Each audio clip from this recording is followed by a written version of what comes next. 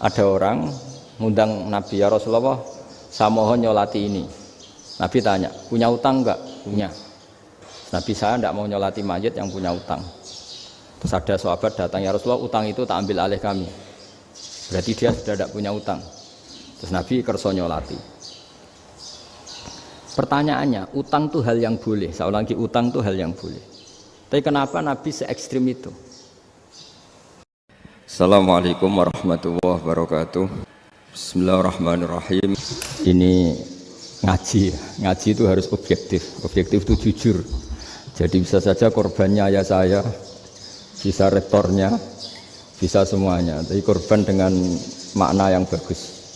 Karena di antara saran Al-Quran, Allah ngendikan kalau belajar atau mencari nasihat atau mencari kebaikan apa saja itu diistilahkan walau ala anfusikum awil walidaini wal aqrabin, meskipun ketentuan itu merugikan kamu. Jadi ketentuan apapun yang merugikan kita harus tetap kaji meskipun itu tidak menguntungkan kita. Karena banyak problem, mulai dulu sebenarnya problem itu orang yang wakam da'in yadda'i annahu da'a ilallah tapi hakikatnya yad'u ila nafsi. Jadi banyak da'i yang mengklaim dirinya mengajak ke Allah dan Rasul tapi sebetulnya hakikatnya mengajak ke kelompoknya sendiri. Saya ini termasuk kiai yang masih orisinil. Maksudnya orisinil gini, suatu saat atau kapan saja saya kok sudah tidak laku jadi kiai, asal Islam jalan tetap senang, karena nggak penting yang populer saya apa enggak itu tidak penting, yang penting agama ini tetap jalan. Sama negara ini harus jalan siapapun presidennya. Ya ini penting saya utarakan karena perbedaan antara nafsu dan komitmen beragama itu tipis sekali. Sehingga dulu pernah ada cerita, ini bukti keadilan Rasulullah SAW. Pernah suatu saat Nabi itu ngaji, yang ngaji seperti ini. Terus ada pemuda dengan cueknya ngelewati masjid yang sedang dipakai Nabi ngaji. Singkat cerita semuanya ngomel ya, bergumam. Celaka betul pemuda itu, ada Nabi ngaji kok tidak ikut ya. Tapi Nabi secara besar hati ngendikan, ini ada di beberapa kitab di Fadhailul Kasbi, keutamaan kerja. Kata Nabi, pemuda itu mau mencangkul di lahannya. Jika dia mencari nafkah untuk keluarganya, untuk kebaikannya, maka itu bagian dari ajaranku. Jadi Nabi berbesar hati bahwa kerja seperti itu bagian dari ajarannya. Jadi tidak harus datang ke majelis ngaji. Dan bisa saja yang sedang hadir itu ya orang yang hindari istrinya minta belanja, dari ngaji terus benar dituntut belanja kan gitu. Mungkin anak-anak UMM yang kesini daripada tengok-tengok yang Malang bosen jalan-jalan ke Rembang gitu. Nah, jadi nggak mesti benar juga niatnya gitu. Jadi ya sama itu. Jadi kalau di dunia kiai yang masih orisinil itu nafsu itu benar-benar dilatih. Maka masyhur dalam cerita ada orang perang sama Ali radhiyallahu anhu. Ketika perang ini sangat semangat, tapi ketika orang itu meludahi dan Sayyidina Ali ini tersinggung karena diludahi, Sayyidina Ali langsung angkat tangan, sudah perangnya nggak usah diteruskan karena saya marah sama kamu sekarang demi nafsu karena kamu meludahi saya, padahal saya tadi motifnya demi Allah dan Rasul. Jadi sangat tipis bedanya kita emosi karena diri kita dan emosi karena Allah dan Rasul. Sehingga ketika diludahin ini terus beliau mikir jangan-jangan perang saya karena saya diludahi. Nah yang hilang dari peradaban modern adalah Allah itu tidak begitu hadir di hati kita. Saya sering cerita di mana-mana, teks hadis itu sebenarnya berbunyi gini, ini hadis sahih. Mangka na yu'minu billahi wal yaumil akhir fal yukrim jarohu. Ada yang fal yukrim jarohu doifahu, ada yang fal yakul khairan aw yasmut. Siapa yang iman dengan Allah dan Rasul maka harus memuliakan tetangganya, memuliakan tamunya. Dulu itu ada seorang ulama dipanggil anak muda, dibully terus sekarang.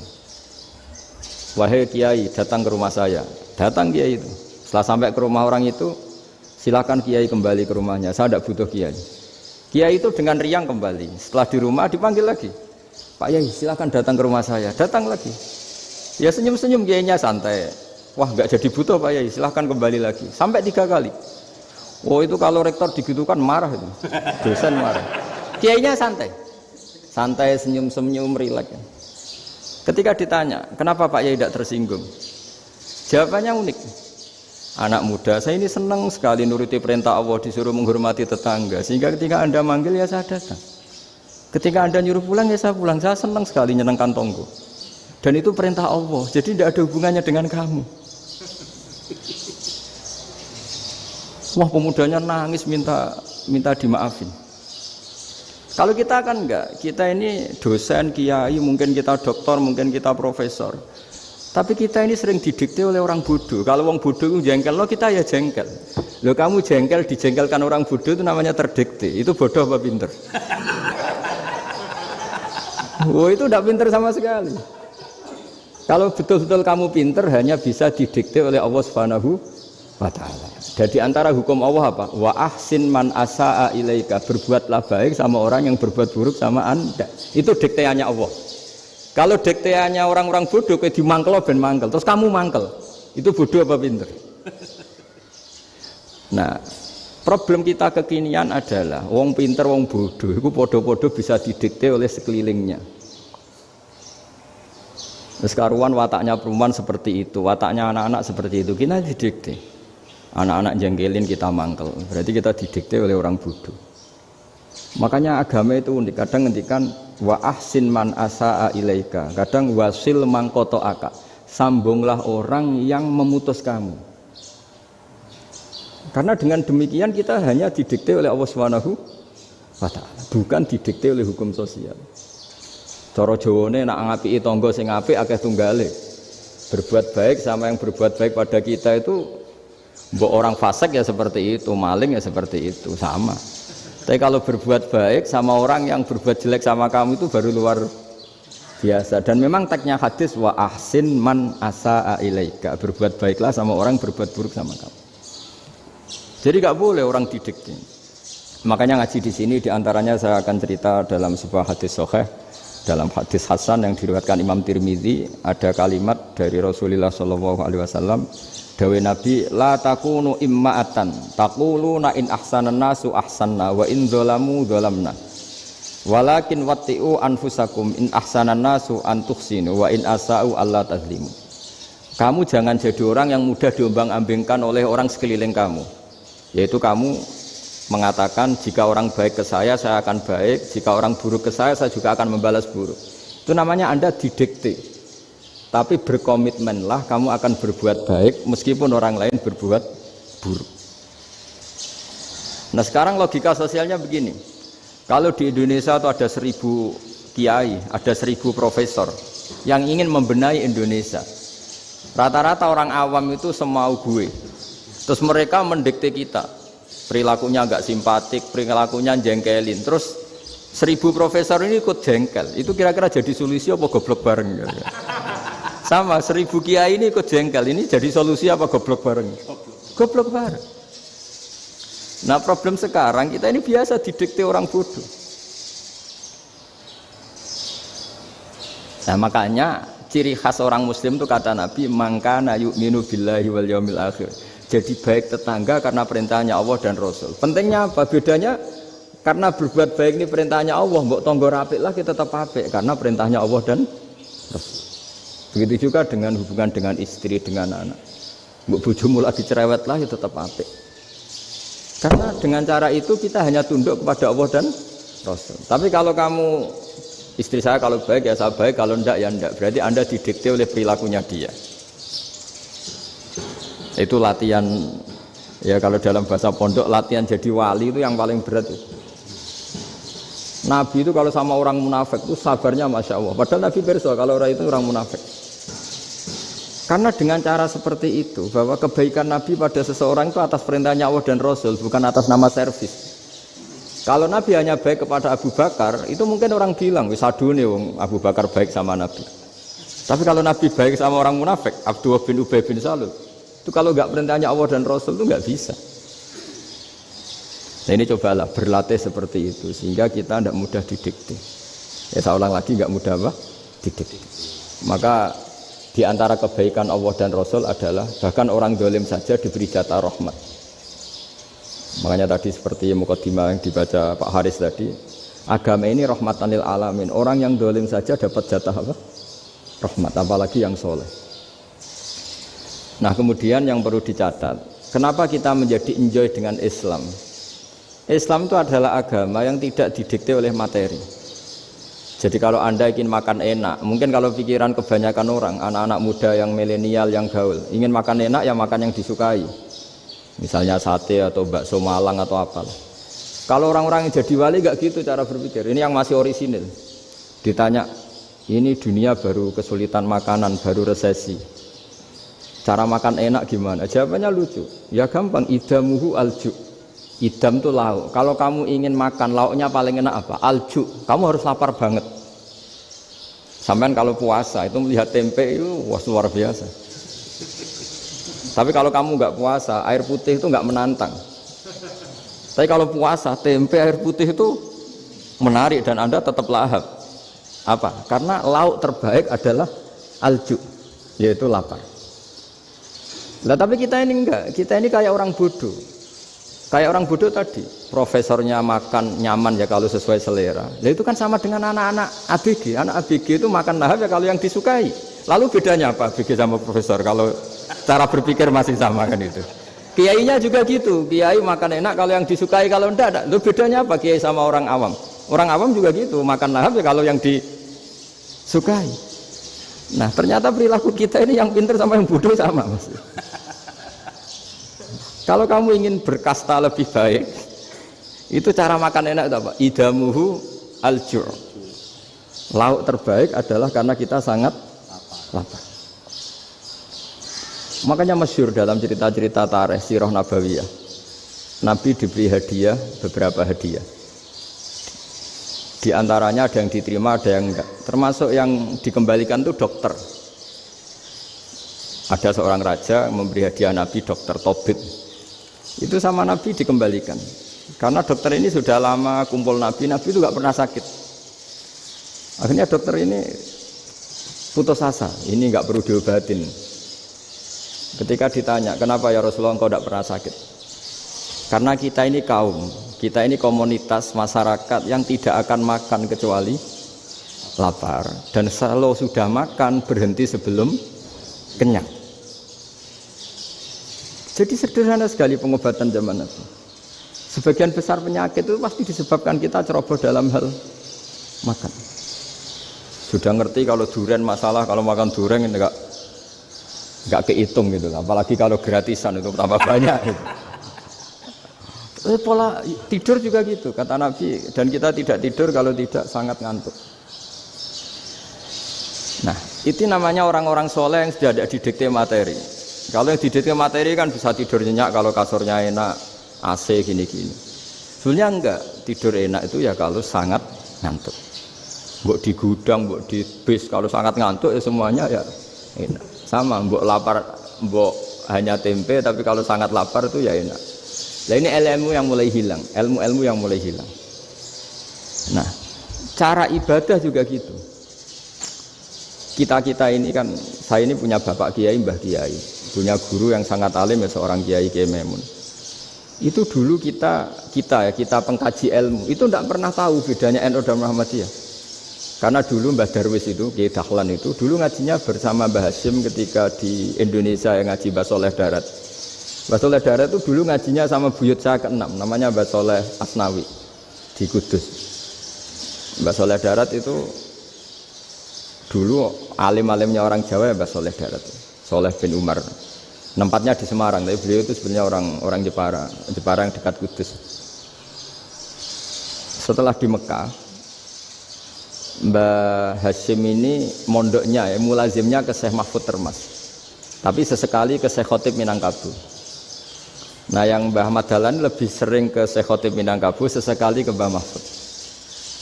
Singkat cerita, karena Syekh Khotib Minangkabau sudah modern ya, terlibat organisasi dunia. Pas itu beliau pengagum Muhammad Abduh, pengagum Rasid Ridho.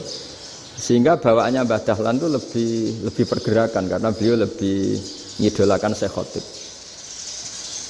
Nah, Syekh Khotib sendiri sebenarnya orang Minangkabau. Jadi beliau namanya Muhammad saja sebenarnya. Jadi menantunya orang Arab. Oh, itu dicibir mertuanya ini karena punya mantu orang Jawa, orang ndak Arab. Singkat cerita terus si mertuanya bilang gini, kamu jangan pernah bilang kalau orang Arab itu mansa kanal Arab, orang yang bertempat di Arab. Walakin man takallama bi arabiyyin fasihin, tapi orang bisa ngomong Arab secara fasih. Singkat cerita, kalau kamu tidak percaya, nanti suatu saat menantu saya kalau Jumatan, tidak usah kamu kasih tahu, langsung suruh jadi khotib. Nggak usah kamu kasih tahu, sarannya tidak usah kamu kasih tahu. Kalau sekarang kan enggak. Kalau dosen mau jadi khotib kan mengumpulkan materi dulu.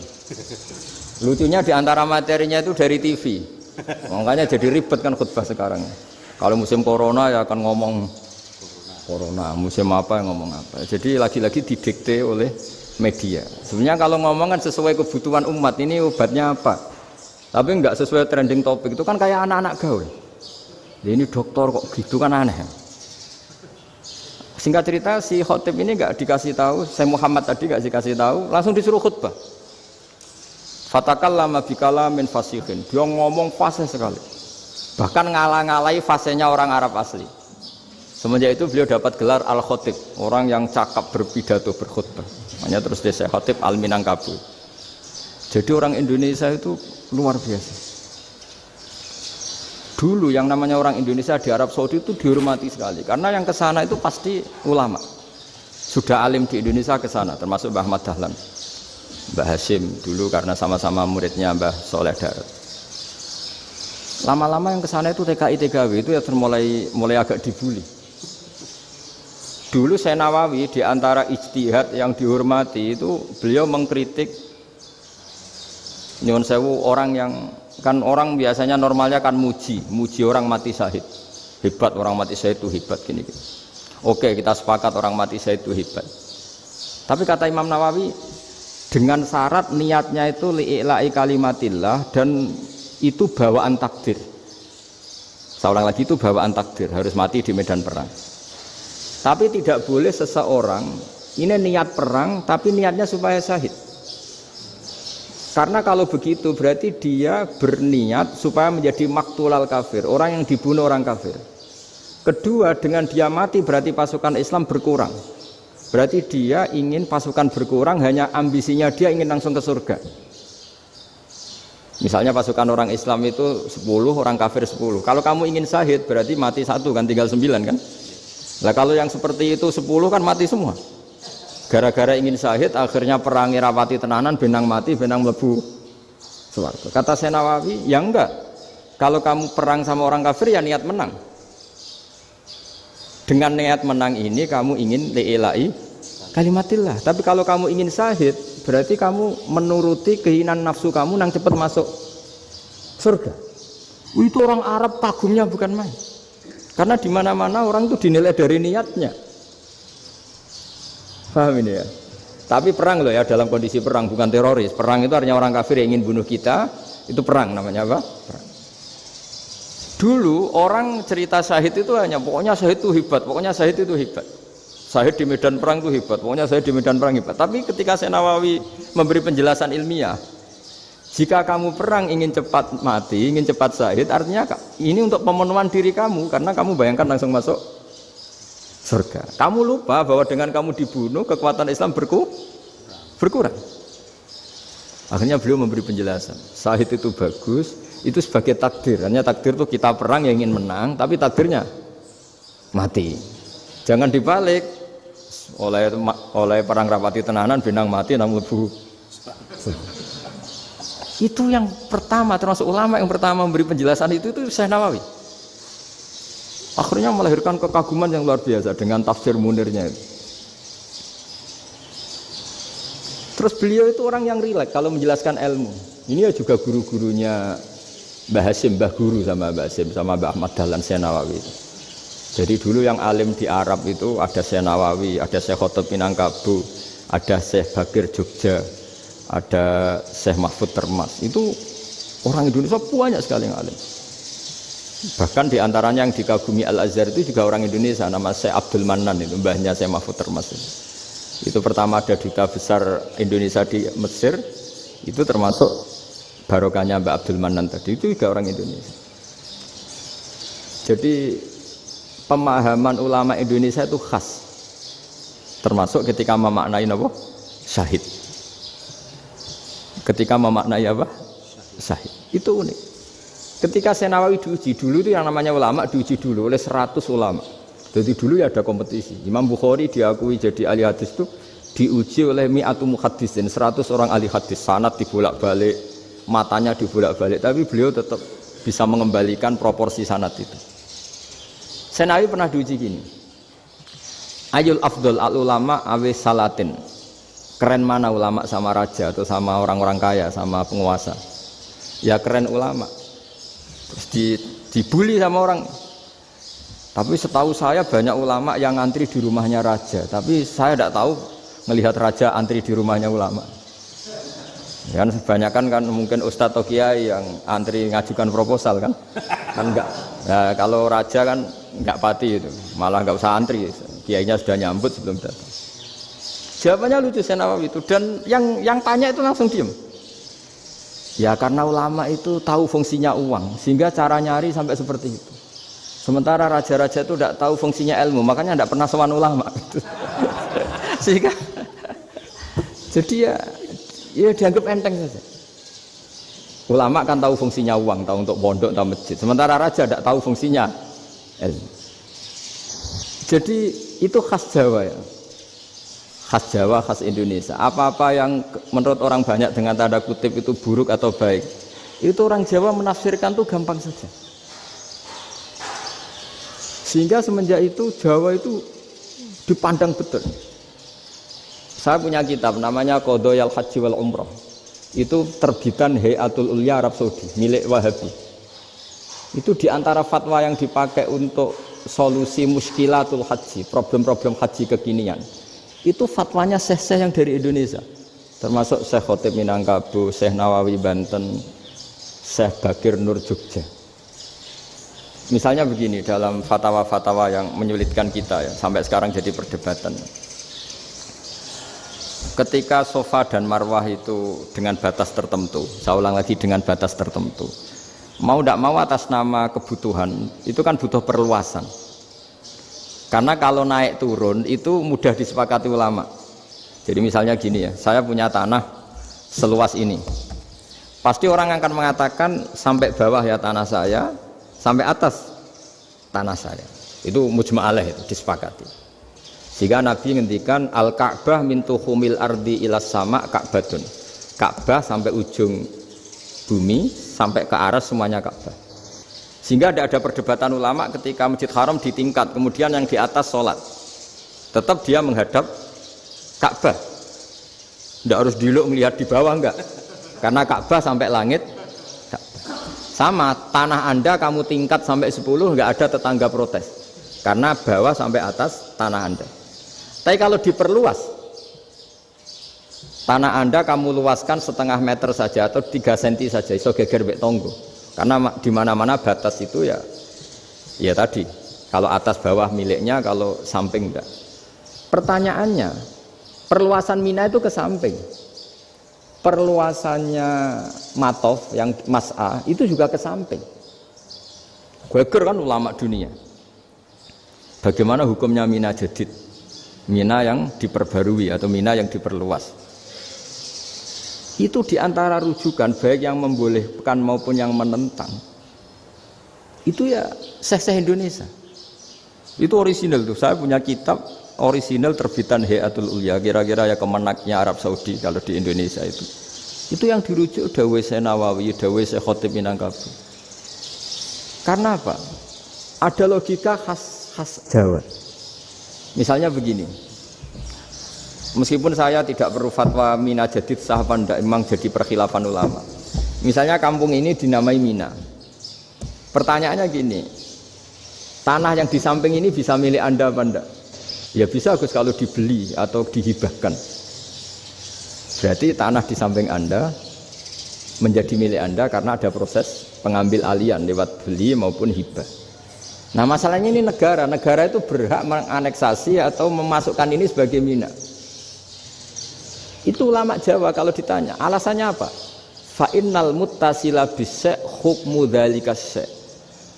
Karena yang gantet, yang mutasil itu bisa dihukumi seperti sesuatu itu. Jadi kalau ini mina, ya yang gantet mina ini ya bisa dikatakan mina. Beda dengan membuat mina Malang mina, wah itu tidak bisa, tidak mutasil kan? Itu enteng sekali ulama Jawa. Satu ya tentu karena kebutuhan, tapi asal masih al-muttasilu bihi, yang masih tanah yang masih mutasil dengan. Nah, ketika perluasan mas'ah antara sofa dan marwah kan misalnya ini batas luasnya sofa, ini batas luasnya marwah. Lalu atas nama kebutuhan, sofa marwah itu sampai sini. Sampai agak meluas ke sini. Itu geger Arab Saudi. Wah, ini gimana? Padahal tawaf itu harus antara gunung Sofa dan gunung Marwah. Sa'i itu ya. Tapi kalau istilah Quran memang tawaf sama-sama. Makanya apa? Inna Sofa al-Marwata min sya'airillah faman hajjal baita wa i'tamara fala junaha alaihi ayyat tawafa bima. Jadi kalau istilah sa'i di Quran itu masih tawaf. Karena harus ada, kalau bisa lah, bukan harus. Kalau bisa memang harus ada unsur muternya. Kita kalau sa'i kan dari sini Sofa sampai sini Marwah. Terus kan agak muter ke sini. Nah, kan agak membentuk lingkar, nah, makanya Quran tetap mengistilahkan apa? Tawaf. Jadi bukan sini ke sini terus sini ke sini kan enggak, tapi sini sampai sini terus muter kan, terus sini. Jadi antara setar dan selama ini prakteknya kan gitu ya. Sofa ngambil sini, terus ke sini, terus agak muter.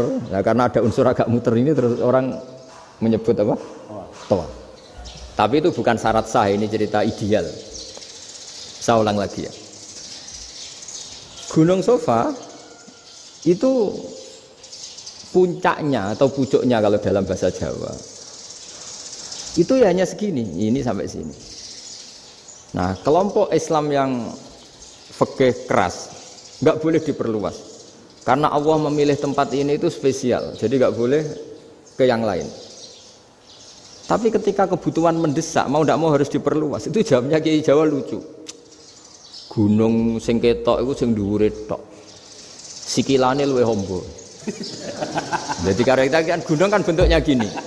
Nah, sofa yang kecil itu yang atasnya, tapi sikilannya sini kakinya lebih luas. Jadi boleh perluasan asal tidak melebihi kakinya. Nah, dihitung ya lebih luas. Jadi Kiai Jawa itu kayak wong delok gunung Penanggungan, kayak gunung Arjuna. Di mana-mana puncak gunung itu lebih kecil timbang kakinya. Artinya diperluas ini bukan berarti tidak di sofa dan tidak di, itu khas Kiai Jawa. Jadi jangan kira orang Jawa itu tidak hebat sekali. Termasuk perkembangan hotel di Arab Saudi.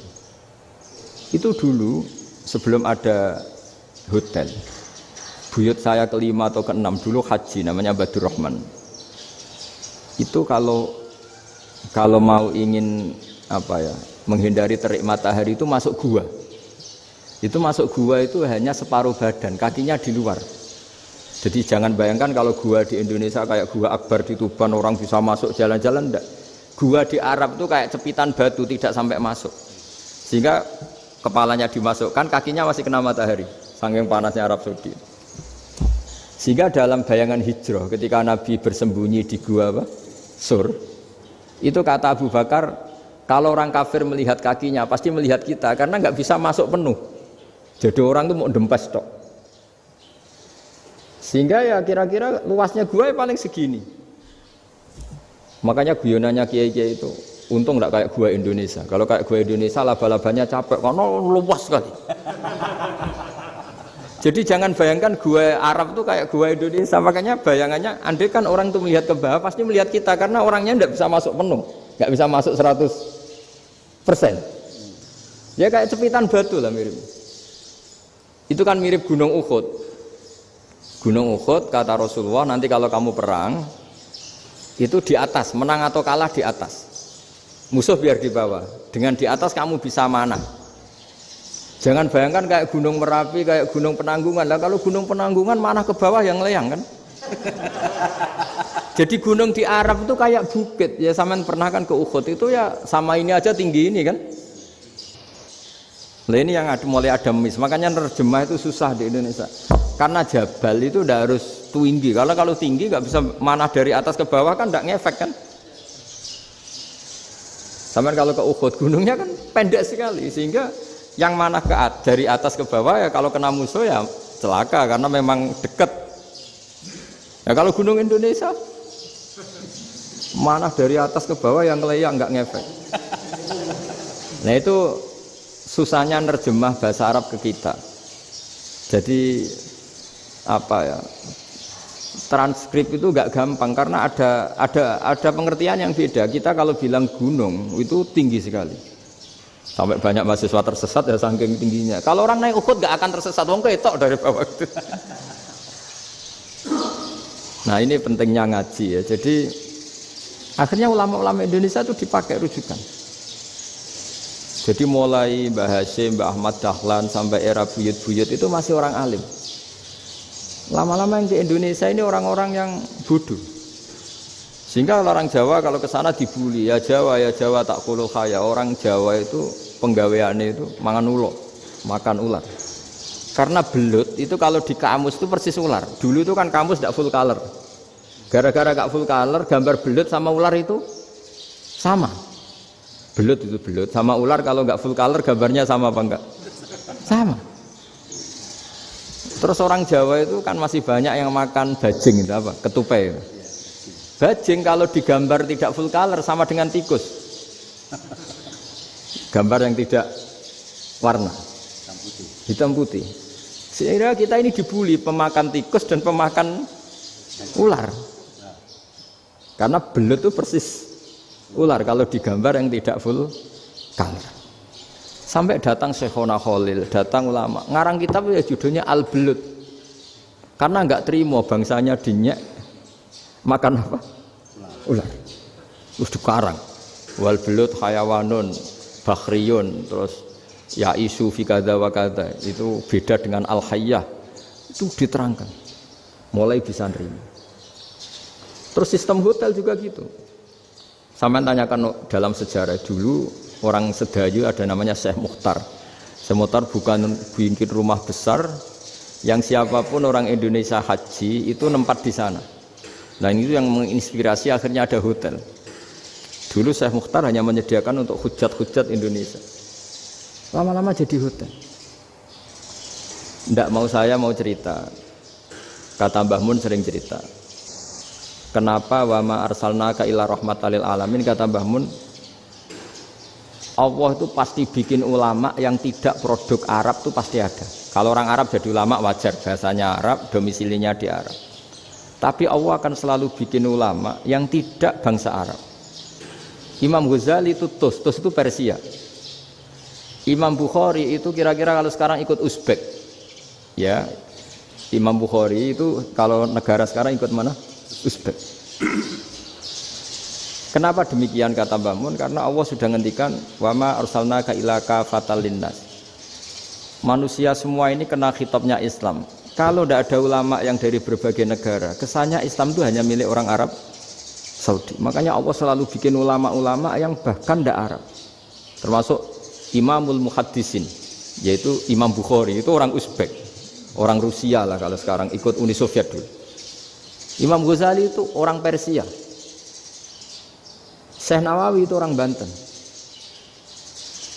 Karena Allah ingin memaklumatkan bahwa Islam ini untuk semua, sehingga orang yang tidak Arab pun bisa belajar Islam, yang alimnya itu nggak kalah sama orang apa? Arab. Makanya ini PR ya. Kalau Gus Dah Ploso nanti ngendikan suatu saat orang belajar Islam itu bahkan orang Arab pun bisa belajar ke Indonesia. Kalau orang Indonesia bisa alim betul kayak dulu. Sekarang banyak liga antar ulama. Itu orang Indonesia pasti masuk. Ulama-ulama top dunia. Itu pasti orang Indonesia banyak yang masuk. Karena tadi ketika orang Indonesia baca kitab, itu orang Arab itu kagum. Kok bisa tidak bahasanya baca secara benar? Bukan sekedar bisa baca secara benar. Karena memang dilatih sedemikian rupa di pondok-pondok. Makanya kita semua lah, yang alim di Indonesia itu kemana-mana ya pasti alim. Dulu putra Mbah Mun namanya Gus Zofur itu tahun pertama ya sudah the best di tahun pertama. Kalau tahun pertama the bestnya ilmunya bawaan dari sarang, dari keluarganya. Gus Najib mondok di Said Muhammad tahun pertama sudah dipuji sebagai yang teralim karena ya sanggup. Kalau dipujinya tahun ketiga, tahun keempat kan mungkin dapat dari sana. Ini tahun pertama. Saya ulang lagi tahun pertama. Karena pengajaran di Indonesia itu luar biasa di pondok-pondok ini. Makanya kalau dalam anekdot pondok itu cerita-cerita lucu itu. Ada orang Jakarta ngaji, setelah di kelas itu pelengahan terus. Melihat jendela, lihat pintu terus. Lama-lama gurunya marah. Kamu diajarin kok enggak punya sopan, melihat pintu terus enggak memperhatikan guru. Anak Betawinya jawabnya lucu. Habis Pak Guru bohong. Kenapa ya? Kamu Pak Guru bilang Ja'a Zaidun, Zaid datang. Tak lihat enggak ada yang datang. Setelah itu contoh nasab kan ro'a itu Zaidan. Saya melihat Zaid, saya enggak melihat Zaid. Contoh ketiga yang jer kan maror tu Zaidin, saya berjalan ketemu Zaid. Pak Guru diam di situ enggak jalan-jalan. Jadi saking detailnya Indonesia dia cari. Kalau rofa Ja'a Zaidun, kalau nasab ro'a itu Zaidan, kalau jar maror tu Zaidin. Nah si murid Betawi ini karena pertama sekolah, ngiranya gurunya itu cerita Zaid datang. Makanya dia ngelihat pintu terus, mana katanya datang kok enggak datang-datang. Nah, dengan latihan seperti itu, kemungkinan orang Indonesia salah itu kecil karena memang dilatih betul. Saya ulang lagi karena memang dilatih betul. Sehingga ketika orang Indonesia ini yang cerita seorang wartawan, ini kisah nyata. Kali ini tidak anekdot, kisah nyata. Ada wartawan internasional ngeliput Ramlah itu di Gaza, di Palestina. Wartawan Indonesia ini hanya bisa bahasa Inggris. Dijak ngomong bahasa Arab. Terus dia bilang saya tidak bisa. Saya tidak bisa, saya bisanya ngomong Inggris. Tapi apa yang terjadi setelah sholat, si Indonesia ini jadi imam pakai sholat jariyah lagi. Baca bismillah benar, bismillahi jar karena mudhof ilaih. Terus ketika iktidal ya benar, Rabbana lakal hamdu mil'us samawati wa mil'ardi benar. Ketika tahiyat ya benar, at-tahiyatul mubarakatuh sholawat. Sama orang Arab ini diambungi. Orang Arab kalau senang orang itu dicium. Kamu tawaduk, sebenarnya kamu itu ahli bahasa Arab. Karena orang Indonesia sekali sholat itu nggak ada yang salah. Meskipun benarnya karena hafalan, tapi bagi yang ahli nahwu itu hebat. Misalnya kita kalau ngapalkan kan bismillahi, bismi jar karena ba, Allahi jar karena mudhof ilaih, ar-rahmani jar karena sifat, ar-rahimi karena sifat, alhamdu rofa karena mubtada, lillahi jar karena ada huruf jarli, robbi jar karena sifat. Sebetulnya tidak karena pinter, tapi karena hafalan. Tapi orang Indonesia hebatnya itu benar terus. Rabbana lakal hamdu, ya kan, alhamdu rofa, terus mil'us samawati ya rofa karena sifat. Sehingga terus orang Indonesia kalau sholat di Timur Tengah itu dipuji karena makhrajnya ya benar, rofa nasabnya juga benar. Nah itu di negara lain tidak ada nggak Indonesia. Orang Cina itu sering bikin marah orang-orang Arab karena kalau dongo itu nggak fasih kayak orang Indonesia. Orang Indonesia kalau dongo ya Allahumma tohir qalbi. Orang Cina ini yang jadi guyon di Arab. Allahumma tahir kalbi gitu. Itu kan bedanya jauh. Itu orang Arab pertama membiarin, lama-lama kalbun entak gitu. Maksudnya asu-asumu gitu. Karena dia bilangnya qaf itu kaf. Jadi kalau Allahumma do Allah tahir, kula aturi nyucekno panjenengan kalbi ing asu ingsun kan. Tapi kalau qalbi itu ati ingsun, tapi kalau kalbi anjing ingsun. Bedanya qaf sama kaf. Ada orang ya kalbun entak. Asu-asumu maksudnya kan. Tapi padahal orang Cina itu bareng dilihat tagnya ya pakai qaf. Orang Indonesia enggak, mulai kecil dilatih sak fase-fase. Sampai ya sulit betul latihan Fatihah itu. Kalau di Kudus malah sampai 3 bulan Fatihah. Sampai at-tahiyyatu, kurang lagi, kurang bersih. At-tahiyyat sampai gitu. Sampai ada cerita itu orang dipanggil maftuhin itu enggak melengak, harus maftuhin. Baru melengak. Tapi barokahnya itu orang Indonesia kalau dongo memang benar-benar Allahumma tahhir qalbi. Ya Allah sucikan hati kami, bukan tahhir kalbi. Karena sekali jadi kaf itu maknanya anjing saya. Ya Allah sucikan anjing. Jadi ini orang Indonesia. Jadi kata Mbah Mun, dawe Mbah Mun, illaka fatal linnas, bahwa agama ini milik semuanya. Itu diantara bukti Allah menghendaki atau mendesain Islam seperti ini, orang yang belajar di Indonesia itu pengetahuannya Islam, pengetahuannya tentang Islam itu tidak kalah sama yang belajar di Al-Azhar, sama yang belajar di Arab Saudi. Makanya ini PR-nya UMM, PR-nya IAIN, PR-nya UIN. Bisa enggak sealim mereka dalam bahasa Arab? Nah, bahasa Arabnya mau man anta, ana zaidun. Jangan sampai, karena kita di sana ini kadang dibully. Orang Arab tuh kalau bully kita, sampai tak kasih cerita. Itu ngawurnya Masya Allah. Kata dia, ada anak orang Indonesia haji.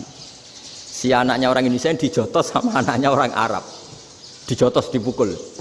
Singkat cerita terus si orang Indonesia enggak terima, anaknya yang orang Arab dipukul. Yang balas bapaknya. Orang Arab tanya, lima ada dorobta ibni, kenapa kamu mukul anak saya? Itu orang Indonesia bahasa, wah anakku biasa. Jadi hanya bilang gitu. Artinya anak saya dihada ya maka tak ada. Bahasa Arabnya gitu. Anak saya dipukul maka saya balas mukul. Itu orang Arab mantuk-mantuk oh gitu. Paham? Suatu saat ada orang Indonesia itu sama orang Arab itu dilus-lus itu ya digini-giniin. Karena dia latihan bahasa Indonesia, latihan bahasa Arabnya itu masih mufrodat. Jadi kalau mengartikan yadun itu tangan, saro itu jalan. Jadi kalau jalan ya saro-saro. Roksun itu kepala.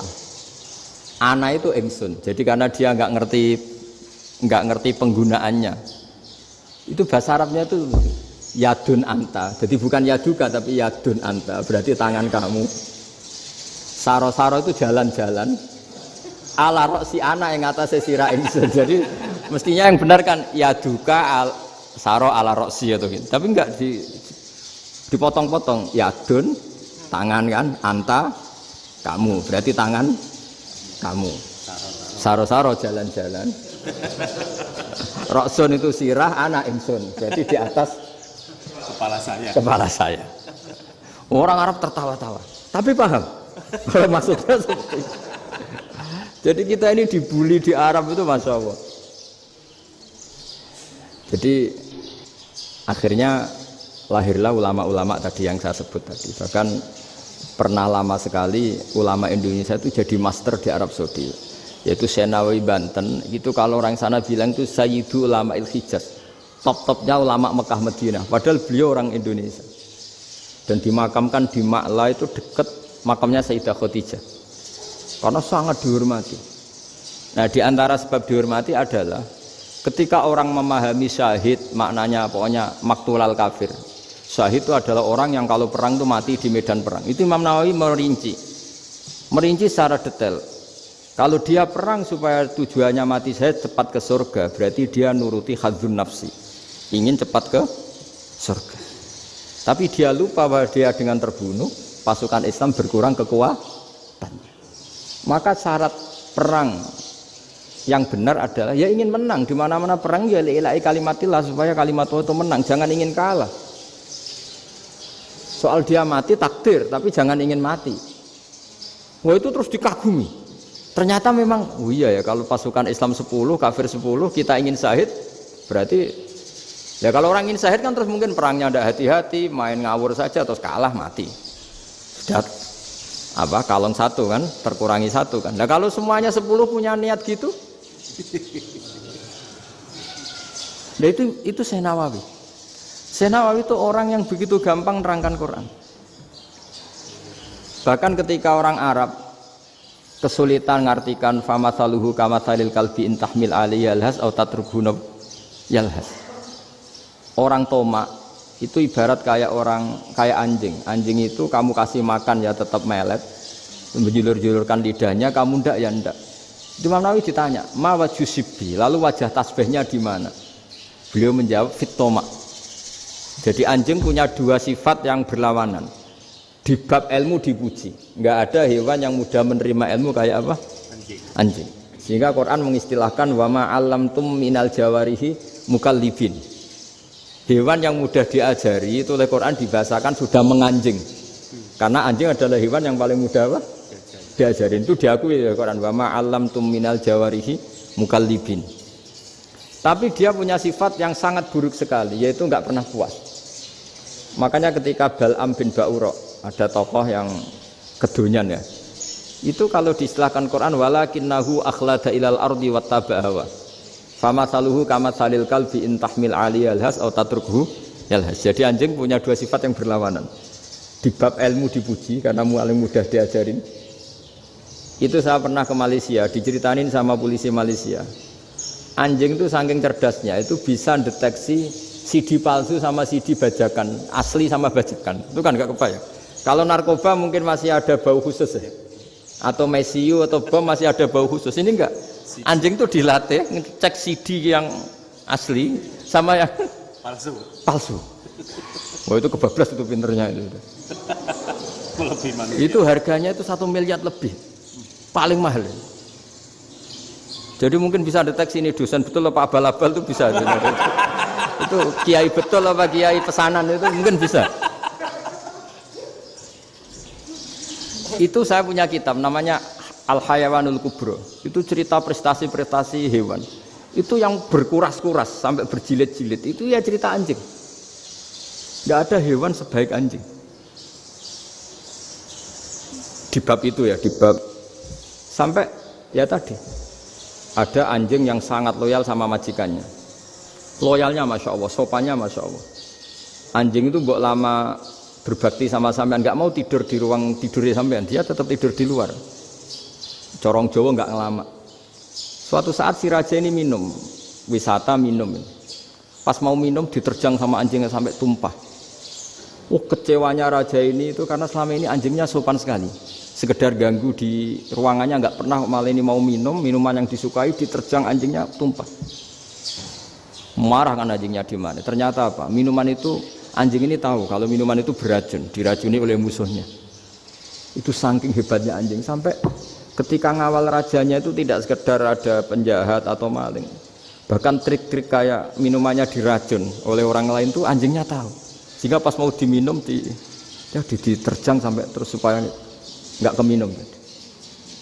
Makanya Quran istilahkan anjing itu apa? Wa ma 'allamtum minal jawarihi mukallibin. Hewan piaraan yang kamu ajarin nanti sampai sepinter anjing. Makanya Ashabul Kahfi itu ketika ngajak anjing tadi, beliau tidur, anjing itu tidurnya bil wasit, wakal buhum basitun zira'aihi bil wasit. Jadi dia tidur dalam posisi siaga. Loh coba anjing itu nggak pernah sekolah, karena dia posisi menjaga, tidurnya itu kayak siaga gini. Bukan ngorok semadep ke atas terlentang, itu enggak. Andai kan dia tidur terlentang itu kan yang mau mengganggu kan, wah asune turu itu enggak. Dia tidur posisi siaga, makanya disebut lawit tolak ta'alaihim lawalaita minhum firaron. Kalau kamu melihat anjing itu pasti lari karena dia posisi siap merekam. Jadi tidur tapi posisi siap merekam. Jadi matanya tetap terbelalak kayak siaga. Padahal itu enggak diperintah, ya dia memang punya nalar untuk itu. Ini disebut wa ma 'allamtum minal jawarihi mukallibin. Dan dalam teori modern juga gitu. Tapi dalam hukum Islam yang dianut mazhab Syafi'i itu anjing tetap najis. Ya sudah najis ya najis, tapi ada mazhab lain yang mengatakan tidak najis. Tapi tidak usah ngurmat anjing, geger nanti kalau rektor kampus punya anjing. Tapi ilmu itu bagus untuk kelangenan kadang. Andai kan tidak ada mazhab Malik, maka kita kesulitan menceritakan Ashabul Kahfi yang hewan piaraannya itu anjing. Tapi misalnya anjing disucikan, Kita juga nanti susah menjelaskan hadis Nabi malaikat itu tidak masuk rumah yang di situ ada apa? Anjing.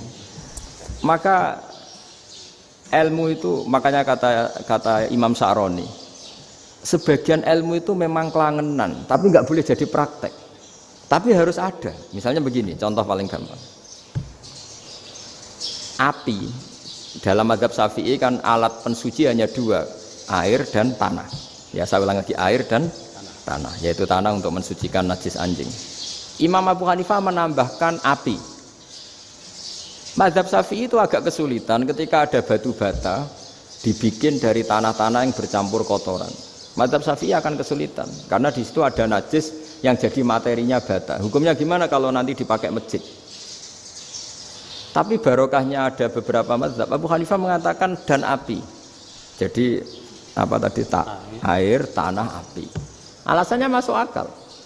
Ketika usatul mukminin, orang-orang mukmin yang ahli maksiat itu sebelum masuk surga, kalau dia dosanya banyak itu dibakar dulu supaya suci. Emas itu untuk memisahkan dengan materi lain juga harus dibakar. Berarti api termasuk alat. Artinya gini, batu bata yang materinya dari tadi najis sekalipun ini menjadi suci karena ngalami pembakaran. Tapi kata Imam Sa'roni, ilmu ini hanya sebagai ilmu. Jangan sampai kalau kamu mau wudu gak ada air terus membakar diri lah, ini ribet kan. Jadi ilmu itu sebagian memang untuk kelangenan. Karena kita butuh. Andai kan tidak ada mazhab Abu Hanifah, maka kita akan kesulitan pakai bata. Yang kita tahu cara bikinnya kadang di tempat yang kotor, di tempat yang najis. Tapi karena ini ngalami dibakar, maka hukumnya suci menurut mazhab Abu Hanifah. Dan itu sering. Ulama itu sampai apa? Saya punya kitab fikih namanya Fardul Masail. Pengandaian ada masalah. Jadi masalah itu belum terjadi tapi diandaikan. Misalnya kayak di Texas. Bumi itu bulat bola. Texas itu kalau dibor itu pas Ka'bah. Lalu kiblatnya di mana? Bumi ini kan hanya rubuk-rubuk seperempat. Yang ada arah itu seperempat. Tapi kalau Ka'bah itu sama Texas atau Texas dengan Ka'bah itu lalu kiblatnya mana? Wong sudah bebas arah. Maka ilmu mengatakan mara'ahu muslimuna hasanan fawa indahu hasanun. Kamu jangan nuruti ilmu hakikat tapi nuruti mindset. Kalau mainstreamnya orang banyak seperti itu, mindsetnya orang sana misalnya Ka'bah sana ya ikut sana. Tapi ini tidak mewakili hakikat karena kalau yang 380 derajat itu kan terus ribet. Makanya ini kesulitan di bab-bab fikih. Ya saya ulang lagi, kesulitan di bab-bab fikih. Makanya fikih itu selalu bicara misalnya gini, ada orang sholat. Saya ulang lagi. Setelah salam pertama dia kentut, itu sholatnya batal apa enggak? Itu lama berdebat. Yang dikatakan rukun sholat itu salam pertama. Sehingga orang kalau sudah salam pertama, maka sudah keluar dari sholat. Maka kalau kentut enggak apa-apa, wong yang keluar dari sholat itu salam pertama. Tapi lalu pertanyaannya, kenapa Nabi salam 2 kali? Lalu yang kedua gunanya apa? Ribet kan, partai ini kalah pasti kalau ditanya gitu. Tapi kalau ditanya dibalik, sholat itu satu ibadah yang dimulai dengan takbir, yang diakhiri dengan salam. Berarti salam pertama itu pengakhir apa nunggu salam kedua? Pertama, di semua ulama bilang salam pertama. Kalau salam pertama sudah pengakhir, berarti pembatalan setelah itu nggak punya efek, nggak punya akibat. Itu kan ribet, debat fikih itu memang ribet. Fikih itu memang senam otak karena pertanyaannya mirip-mirip seperti itu. Nah, sampean milih mana? Milih salam pertama apa salam kedua? Pasti ulama milih salam pertama. Jadi anehnya fikih itu di situ. Misalnya orang mati, takbir itu berapa kali? 4 kali. Andai kan takbir 5 kali itu batal apa enggak? Satu ulama mengatakan 5 kali itu batal. Karena rukunnya sholat jenazah itu takbir 4 kali. Berhubung ini rukun, kalau nambahi ke 5 berarti menambahkan rukun. Kayak kamu sholat rukuk 2 kali kan batal. Sujud 3 kali batal karena menambahkan apa? Rukun. Berarti kalau takbir 5 kali batal. Tapi pertanyaannya, takbir itu adalah wiridan biasa, sehingga kalau ditambahkan nggak punya akibat batal. Jadi perdebatan ulama itu kadang ya lucu. Kayak kemarin Pak Haris pas pertama bertamu ke sini mau ngundang saya, tak ceritain. Dulu sholat jenazah itu pasti mayat di depan. Karena lazimnya sholat jenazah itu mayat di depan. Tapi mulai dulu ulama sudah berpendapat, andai kan jenazahnya di belakang pun tetap sah. Fa'innal janazah laisat bi imamin, karena jenazah itu tidak imam. Kenapa harus di depan? Oh, tidak imam kok harus di depan. Itu mulai dulu. Sehingga ketika Arab Saudi pernah mengalami tragedi, ada orang yang dibungkus kayak mayit, ternyata senjata. Setelah di dekat Ka'bah dipakai. Dulu tragedi tahun berapa itu? Pokoknya pernah ada tragedi itu. Semenjak itu Arab Saudi kalau ada orang mati tetap di kamar mayit, terus ada sholat jenazah. Padahal mayitnya di belakang yang jamaah. Jadi meskipun kita tidak akan bikin ajaran baru jenazah di belakang, ya tidak keren, kasihan kan. Tetap biasanya di depan ya di depan. Tapi meskipun jenazah ini di depan, kita tetap berpendapat andai kan di belakang tetap sah, tapi nggak usah dipraktekkan. Nah, pentingnya ilmu ini begini. Saya misalnya di Rembang, boleh nggak nyolati ghaib jenazah yang di Surabaya? Boleh kan? Padahal yang kita sholati di belakang. Jadi ilmu itu penting. Cocok tidak cocok, nama ilmu itu penting. Terus ada gini lagi pertanyaan di fikih. Memang saya sengaja akan ngaji fikih. Kalau ngaji intelektualitas orang Muhammadiyah juara lah. Tapi ini ngaji fikih. Ada orang sarongnya itu pas sampai lutut. Kalau berdiri lututnya tertutup. Tapi nanti kalau ruko agak jengking lututnya terbuka. Itu batalnya nunggu ruko apa mulai takbir sudah batal? Padahal pasti nanti batal kalau ruko itu. Itu ada ulama yang mengatakan, ya batalnya nunggu ruko. Bagaimanapun terjadinya pembatalan waktu ruko. Ada ulama mengatakan, ya enggak, mulai awal sudah tidak sah itu, karena pasti ngalami batal. Nah, pertanyaan-pertanyaan seperti itu penting karena lalu Allah menilai apa? Ya nilai niatnya. Misalnya gini, kalau contoh itu mungkin Anda tidak tertarik, tapi contoh begini. Kita mau operasi jam 10 siang. Kita tahu kalau nanti 10 siang akan divonis medis harus makan karena mau berobat. Malamnya itu kalau kamu orang soleh, bayangkan kamu orang soleh. Kalau tidak orang soleh kan tidak punya komitmen. Kamu milih niat puasa, apa enggak jam 10 mesti mokak menisan raposo. Kamu orang soleh. Kalau kamu orang soleh pasti milih puasa karena ini Ramadan. Meskipun nanti jam 10 pasti disuruh batal sama dokter.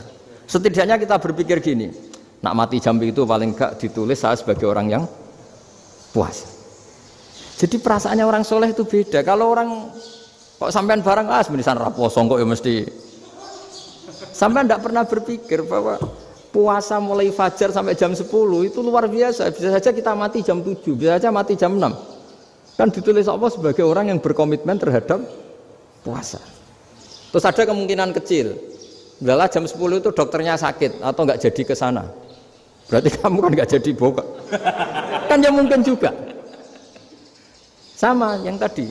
Delalah sebelum ruko ono wong sing nyarongi sampean. Sehingga sholatnya normal. Kamu tidak menemukan pakaian yang pas, jebule pas setelah ruko, mau ruko ono wong wah sholatnya kira bener disarongi. Itu agama. Jadi agama itu dimulai dari mana coba? Dimulai dari niat, dari komitmen. Nah sekarang kelirunya kenapa ada garis keras? Agama itu dimulai dari keinginan ideal. Itu yang mulai itu ada orang-orang garis keras. Agama ini enggak, agama ini dimulai dari niat. Sampai ada kaidah agama la yudraku kulluh la yudraku kulluh. Kalau tidak bisa ideal jangan ditinggalkan sama sekali. Tapi orang enggak, sekarang bayangkan Islam itu ideal. Pemimpinnya ya soleh, masyarakatnya soleh, enggak ada maksiat, enggak ada apa. Nan apa ilmu? Kalau secara ilmu mulai dulu ya ada orang dolim, ada orang soleh. Nabi kurang baiknya. Di angkatan itu ya ada orang munafik. Sehingga ulama itu sudah berpendapat ideal itu piye. Zaman Nabi saja ada orang apa? Munafik. Itu ilmu. Kalau nuruti kelangenan inginnya dunia ya steril, gak ada maksiat, gak ada. Dan agama itu diciptakan Allah itu memang unik. Calon Nabi misalnya, Nabi Musa itu sing rumat Fir'aun. Ketika Nabi Muhammad lahir sing ribet manitia ini Abu Lahab. Orang dosen UMF. Coba. Karena Allah ingin memaklumatkan ke kita bahwa agama ini akan hidup di kondisi apapun. Asia, istrinya Fir'aun, itu termasuk mukminah yang dipuji Quran. Padahal dia bukan istrinya pengurus NU atau pengurus Muhammadiyah, istrinya Fir'aun. Tapi itu pelajaran bagi kita bahwa orang-orang baik itu tidak harus di lingkungan yang baik. Masjid paling makmur itu kadang di dunia mungkin, ya jangan bakas Mekah Medina itu karuan. Mungkin di antara masjid yang makmur justru yang di Kanada, di Amerika mungkin. Karena merasa minoritas itu perpustakaannya ada, kajiannya ada. Tapi banyak masjid di daerah pesantren yang malah sepi. Karena kiainya tahu jamaah di masjid itu wajib. Lalu itu ada daerah pesantren, saya ulang lagi ada daerah pesantren. Didikon pengajian, monggo nekani pengajian, maca selawat ning omah yo ganjaran padha wae. Ribet kan? Mau dibantah itu benar, mau dibiarin merusak tatanan. Jadi saya mohon sekali ya, jadi ilmu itu diperbandingkan supaya perbedaan-perbedaan itu biasa. Dulu Imam Malik itu punya murid namanya Imam Syafi'i. Itu dalam banyak hal. Itu perbedaannya tajam sekali. Ya saya ulang lagi, dalam banyak hal itu perbedaannya tajam sekali. Misalnya begini. Ini terakhir percontohan saya fikih, nanti dikaji sendiri. Ada seorang A'rabi, Ja'a A'rabiyun. Ini di hadis sahih diulang-ulang di semua Al-Kutubus Sittah ada peristiwa ini. Ja'a A'rabiyun ila Rasulillah sallallahu alaihi wasallam faqala ya Rasulullah ahlaktu. Qala wa ma ahlakaka? Qala wa qatu imraati fi nahari Ramadan. Ya Rasulullah, saya ini orang yang rusak. Kenapa? Saya ini hubungan intim sama istri saya ketika masih siang Ramadan. Singkat cerita orang ini dihukum berat sama Nabi. Hukumannya adalah karena dia membatalkan puasa ketika dengan hubungan intim. Sama Nabi dihukum, kamu harus merdekakan budak. Wah, tidak mampu ya Rasulullah, saya tidak punya budak. Jadi ini bukti bahwa agama ini sangat sosial sehingga sebagian kafaroh harus memerdekakan budak. Kamu kalau gitu puasa 2 bulan. Yang baru puasa 2 hari aja kecelakaan malah disuruh puasa 2 bulan. Ya sudah kamu ngasih makan 60 orang miskin. Saya ini orang paling miskin. Kok ini jadi sudah miskin agak hiper lah orang itu. Poso-poso kok gitu. Itu kata ulama kalau orang Jawa gak mungkin makanannya tempe mendoan, gak mungkin itu. Di Jawa itu gak mungkin lah ada orang batal puasa karena hubungan intim. Ada istrinya gak cantik, cerewet, sang lanang mangane mendoan. Itu tidak mungkin, kecelakaan itu tidak mungkin. Tidak mungkin itu. Tapi kalau Arab mungkin karena makanannya daging. Singkat cerita, terus pertanyaannya gini.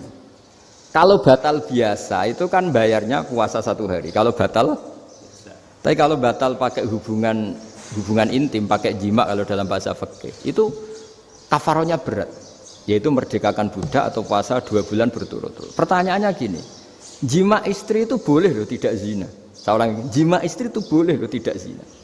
Itu kan hukumannya berat. Nah terus Imam Malik berpikir kalau gitu tidak harus jima dong. Poso-poso, ora ana uzur, ora ana apa terus nyate. Esuk-esuk mangan bakso. Tanpa ada alasan syar'i. Hukumnya harus sama dong. Karena jima hukumnya boleh, berarti semua iftar, semua pembatalan puasa yang tidak ada uzur syara' maka hukumnya sama, yaitu sanksinya sama. Masuk akal enggak? Masuk akal dalam mazhab Imam Malik. Dalam mazhab Syafi'i enggak. Mulai dulu jima itu beda. Kayak mertamu nih gone wong, mangan iku oleh, tapi nak nggo bojomu mbok jima niku wis nemen ngawure lah. Tetep beda. Dari Imam Syafi'i itu pokoknya beda, jima sama makan itu beda. Lah ya terus setelah itu terus ada pertanyaan. Bagaimana kalau makan dulu baru jima? Ribet kan? Makanya itu sampai dibabkan Kitabul Khilafil Fiqhi, bab merekayasa fikih. Makanya itu perdebatannya orang Hanafi sama Imam Syafi'i juga sama. Ada orang jam segini lapar sekali, kalau langsung makan kan kena sanksi. Ya pergi aja dulu, pura-pura ngaji ke Gus Bah gitu. Nanti kan jadi musafir kan? Wah itu sudah boleh itu kan? Musafir. Padahal enggak. Memang dia pergi itu karena supaya bisa makan. Mau enggak kepikiran ngaji kok tahu-tahu ingin ngaji. Mumpung Ramadan Nah makanya dibabkan, apakah boleh merekayasa fikih? Tapi fikih bisa apa coba? Dengan status kamu musafir, ya memang boleh iftar, boleh berbuka. Lah itu terus jadi terus perdebatan ulama menyangkut fikih. Karena memang masalah furu'iyah.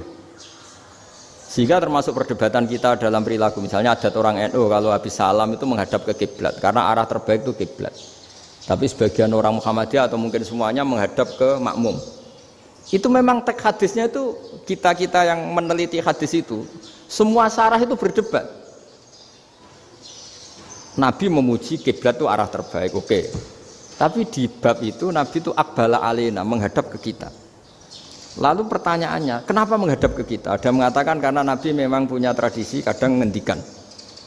Ya tentu dulu istilahnya tidak kultum, nggak ada istilah itu dulu. 7 menit itu nggak ada. Tapi ada ulama yang analisis begini, termasuk kitab Fathul Bari. Nabi itu tokoh sentral, taruh lagi Nabi itu tokoh sentral. Ini kata kitab Fathul Bari, bukan kata saya.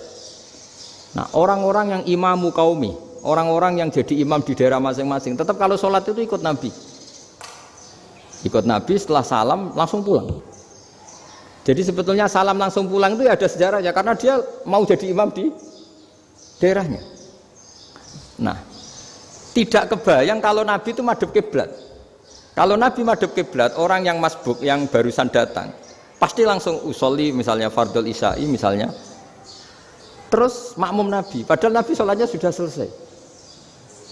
Jadi intinya gini kata Fathul Bari, imam setelah salam itu harus bikin gerakan atau omongan atau apa saja yang menunjukkan kalau sholatnya selesai. Di antara gerakan itu adalah beliau harus menghadap ke hadirin atau menghadap ke utara atau apa saja yang penting menunjukkan kalau sholat ini sudah selesai. Itu fikih. Jadi fikih itu cara menganalisis itu memang unik. Karena kalau Nabi tetap seperti itu, posisi pancet seperti itu, maka orang yang baru datang mengira Nabi masih sholat. Nah, pertanyaannya kalau mereka sudah takbir, malah sholatnya tidak sah. Kenapa tidak sah? Menggantungkan sholat atau mengikatkan sholatnya dengan orang yang sudah tidak sholat. Jadi menjadikan orang yang nggak sholat sebagai imamnya kan nggak boleh. Maka Nabi harus memaklumatkan dengan gerakan itu bahwa beliau sudah tidak sholat. Karena orang datang dari berbagai daerah. Jadi nganalisis fikih, fiqhul hadis namanya. Itu ulama itu mau tidak mau debat. Karena pertanyaannya itu kenapa? Ya memang mau apa? Karena yang namanya sosial itu yahtamilu muhtamilatin, ada sekian kemungkinan. Makanya dalam madzhab istimbat itu, ketika Nabi sedekah pakai tamer, pakai kurma, itu ulama mesti ngitungnya tuh kut. Kut itu makanan pokok. Sehingga Imam Syafi'i mengatakan kalau di Indonesia pakai beras misalnya, karena kutil balat Indonesia itu beras. Oke, Imam Syafi'i mainstream. Tapi ketika era Yusuf Qaradawi di Al-Azhar di Mesir sana, ulama-ulama mulai usil. Sama sih ingat Mbah Mun sering gejlokan, lah iya petani gabah, petani padi wis melarat wajib zakat. Petani cengkeh, kakao, suga-suga ra wajib zakat hanya karena yang ditanam tidak makanan pokok. Jadi mulai ada ulama mulai gerah lah, kalau bahasa politiknya mulai gerah. Yang petani miskin gara-gara yang ditanam padi wajib zakat. Yang orang-orang di sana misalnya di Sulawesi karena tanamannya kakao atau cengkeh tidak wajib zakat karena bentuknya tidak makanan pokok. Geger kan di Al-Azhar geger. Akhirnya hampir semua ulama berpendapat ya sudah sekarang ketika Nabi menzakati makanan pokok itu jangan dihitung sebagai makanan pokok. Wa mimma akhrajna lakum minal ard. Apa saja, ma itu apa saja. Makanya kata Yusuf Qaradawi, ma itu apa saja. Makanya semua tanaman yang menghasilkan uang itu wajib zakat. Nah, masalahnya kitab-kitab Syafi'iyah itu sudah mamlu'ah, sudah penuh dengan penjelasan misalnya fala zakata fil khadrawat, maka enggak perlu zakat untuk kayak kangkung, semangka dan sebagainya. Nah, lalu kiai-kiai angkatan modern kayak Mbah Mun itu sering dapat masukan. Saya pernah dengar sendiri, Yai, Saya ini punya sawah 1 hektar, tak tanamin padi, itu nggak pernah kaya saya. Sekarang tak tanamin kangkung malah saya kaya, karena tiap 3 hari panen tak kirim ke Jakarta. Itu orang Indramayu yang tanya. Jadi tanam padi nggak pernah kaya, tanam kangkung kaya. Nah, karena dia orang soleh, kalau zakat boten. Mau diwajibkan zakat tidak makanan pokok, mau tidak wajib dia kaya. Semenjak itu perubahan di Indonesia ikut. Akhirnya ada zakat, pokoknya asal tanaman yang 1 nisab ya wajib zakat. Masih ada debat lagi. Ketika nanam ingin dipanen, itu dia petani apa pedagang? Karena nanti perdebatannya ikutnya zakat zuruk, zakat tanaman apa zakat pedagang. Kalau sampai nggak pernah debat berarti sebetulnya Anda tidak dosen Islam ini. Dosen nggak pernah diskusi fikih apa Islam. Karena saya berkali-kali punya tamu itu begini, Gus saya ini pedagang melon, tapi dia penanam melon, jadi pedagang yang agak ingin badi banyak. Itu caranya gini Pak Rektor, saya misalnya pedagang melon, daripada saya kulak di pasar atau dari petani sudah mahal, nyewa tanah sekian hektar terus ditanami melon. Setelah berhasil ini dia zakatnya tanaman apa zakat pedagang? Karena dia nanam itu mentalnya sudah pedagang. Padahal nanti zakatnya beda kan. Yang 1 2,5%, yang 1 rubul usur sama nisul usur sama usur. 1/10 sama 1/20. Kalau zakatnya zuruk kan 1/10 atau 1/20. Yang 1 rubul usur, kira-kira 2,5. Saya ulang lagi ya. Jadi di era modern itu kita jadi bingung, pedagang tapi gayanya petani, petani tapi hakikatnya. Jadi gampangannya gini ya, kalau saya pedagang beras, kok saya kaya raya, itu mendingan nyewa sekian hektar untuk ditanamin beras, padi ya, daripada tengkulak, daripada beli. Akhirnya perdebatannya, ini zakatnya pakai apa? Misalnya tebu, misalnya petani tebu. Oh jelas kalau nanam tebu itu ingin dijual. Masa apa itu es tebu berhektar-hektar? Lah kira-kira kalau menurut jenengan ini zakatnya zakat apa? Tijarah apa zakat tanaman? Mentalnya tijarah, mentalnya pedagang. Nah ini saya hanya mau cerita.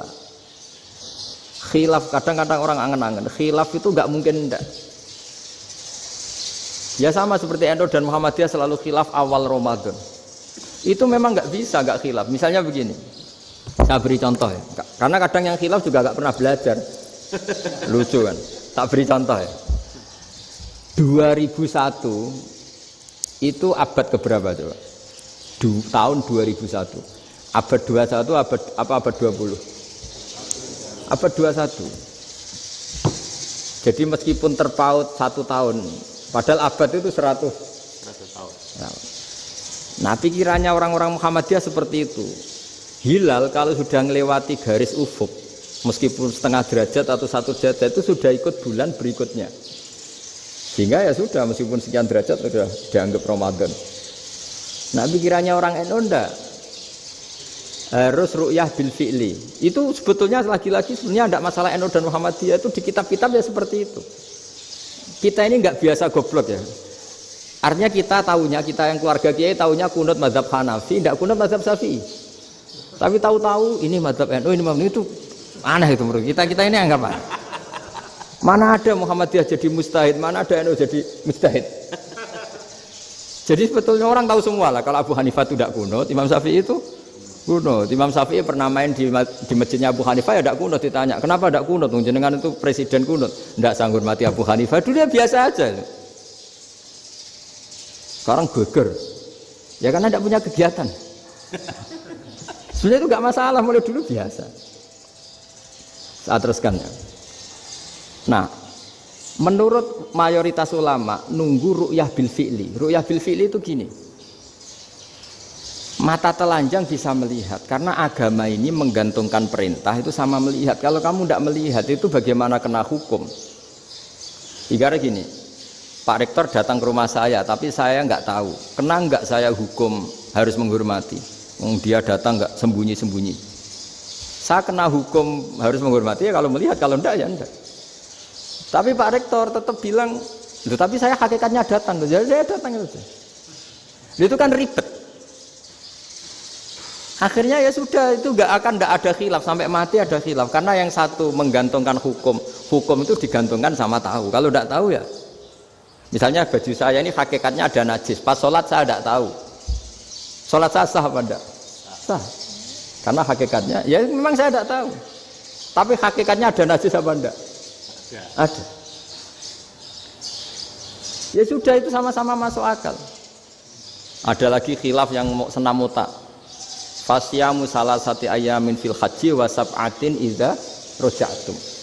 Singkat cerita ada satu pelanggaran haji yang kata Allah kafarohnya itu puasa 3 hari sama 7 ketika kamu pulang, idza raja'tum, ketika kamu pulang.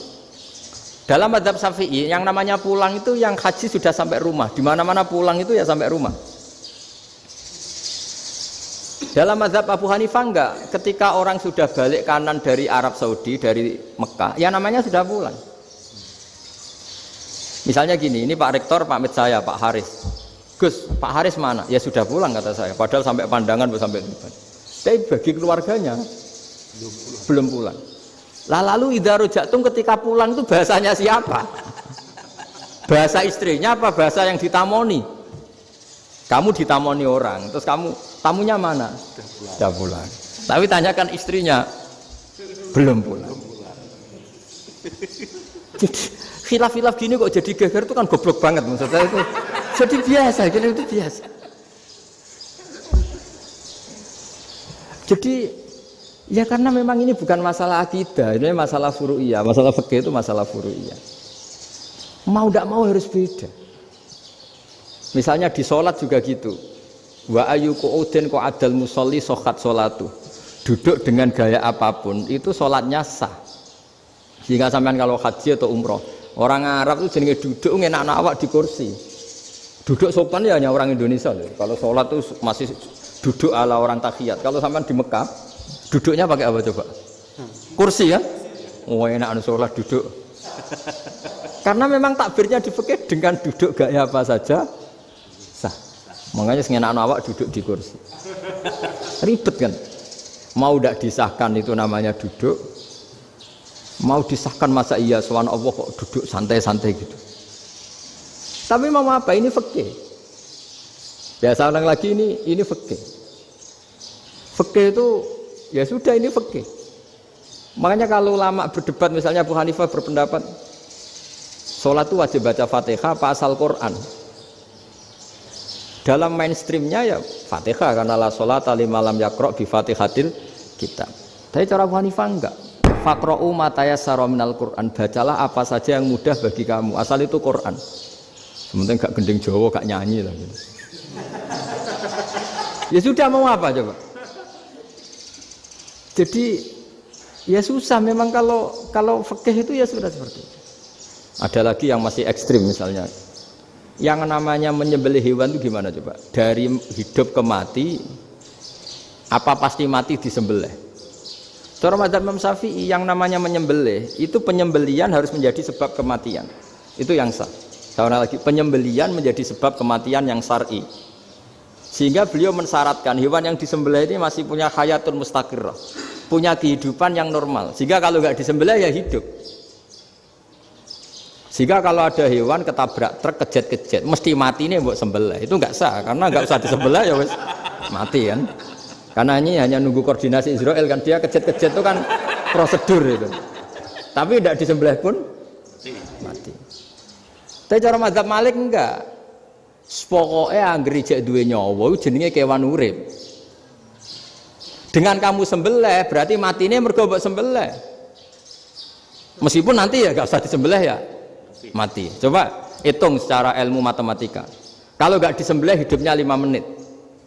Gara-gara kamu sembelih hidupnya langsung mati. Terus dia matinya, cara di persidangan matinya disebabkan apa? Disebabkan disembelih apa kecelakaan? Loh, debat toh kamu. Sama-sama UMM aja debat.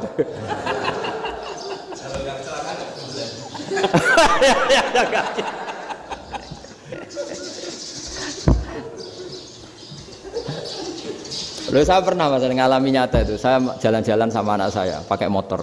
Sampai di jalan raya gitu ada ayam jago ketabrak mobil, kejet-kejet. Orangnya tanya, "Gus, ini halal tau ora?" "Wis kanggo kon halal." Suatu saat dia enggak terima kan, tanya, "Kenapa, Gus?" "Ya nak kiai ra pantes, mosok kewan mesti mati nek tak sembelih, nek ra kiai pantes." Kata. Karena aku tahu kamu tuh gak kiai, mesti motifnya itu mergo jago, jajal cilik gak mau tak kokno.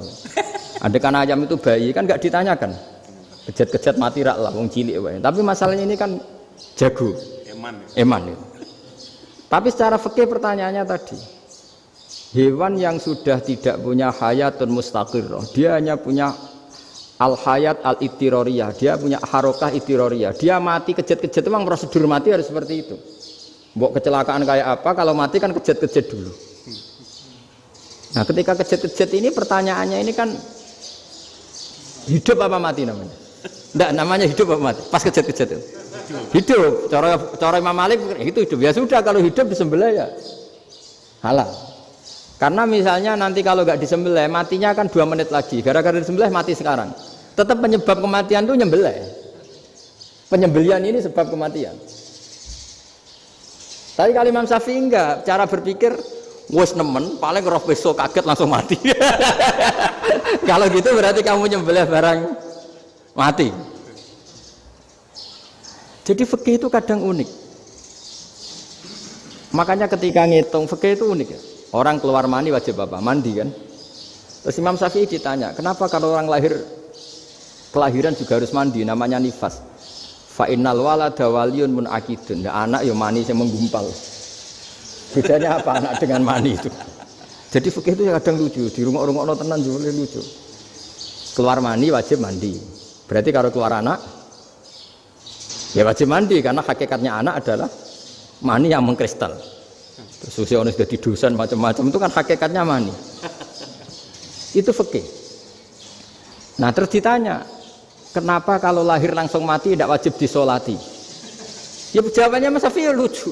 Di mana-mana sholat itu nyolati mayit. Yang namanya mayit itu pernah hidup terus mati. Kalau itu ndak mayit ya sudah. Jadi kadang, nah iya kan disebut sholat mayit. Yang namanya mayit itu apa? Pernah hidup. Nah ini kan ndak pernah hidup. Maka ya sudah seperti itu. Jadi nggak khilaf itu ndak mungkin. Nah kalau qit'atul lahmin, kalau hanya potongan daging, mungkin wah itu tidak manusia karena qit'atul lahmin. Sekarang pertanyaannya, kalau sudah berbentuk manusia meskipun tidak pernah hidup, nah ini mulai perdebatan karena melihat tidak pernah hidup itu nggak memenuhi syarat, tapi melihat ini sudah suratu adamiyin, bentuknya sudah. Nah kira-kira gitu perdebatan fikih. Makanya dulu awal mula zaman sahabat itu sudah debat. Masyhur kan Nabi ada kontingen ke Bani Quraidah. Ya kalau kira-kira saya minta Pak Rektor kamu jangan, kalau ke Malang jangan sholat asar kecuali sampai Tuban. Sebelum Tuban ternyata matahari mau tenggelam. Terus Pak Rektor milih, wah sudah sholat di Bulu. Padahal belum Tuban. Padahal saya bilang jangan sholat asar kecuali di Tuban. Yang Pak Haris enggak, tetap sholat di Tuban meskipun matahari sudah tenggelam. Karena Nabi menyebut Tuban. Singkat cerita, zaman itu kan Bani Quraidah. La tusolliyanal asra illa fi Bani Quraidah. Kalian semua jangan sholat asar kecuali sampai Bani Quraidah. Ternyata di tengah perjalanan matahari sudah mau tenggelam, kira-kira kurang 2 menit atau 3 menit. Sahabat-sahabat, sudahlah kita sholat asar di sini. Kalau sampai sana pasti sudah tenggelam. Separuh sholat. Yang separuh enggak, kata Nabi harus di Bani Quraidah. Ya sudah nunggu di Bani Quraidah meskipun matahari sudah tenggelam. Singkat cerita dua kelompok ini matur, ya Rasulullah kita ngalami ini perdebatan gini-gini. Di semua riwayat di hadis-hadis sahih disebut falam yu'annif wahidan minhuma. Nabi tidak menyalahkan salah satunya atau enggak menyalahkan dua-duanya. Itu bahasa Indonesia juga ribet, yang benar gimana itu? Enggak menyalahkan salah satunya, apa enggak menyalahkan dua-duanya? Gimana bahasa benernya?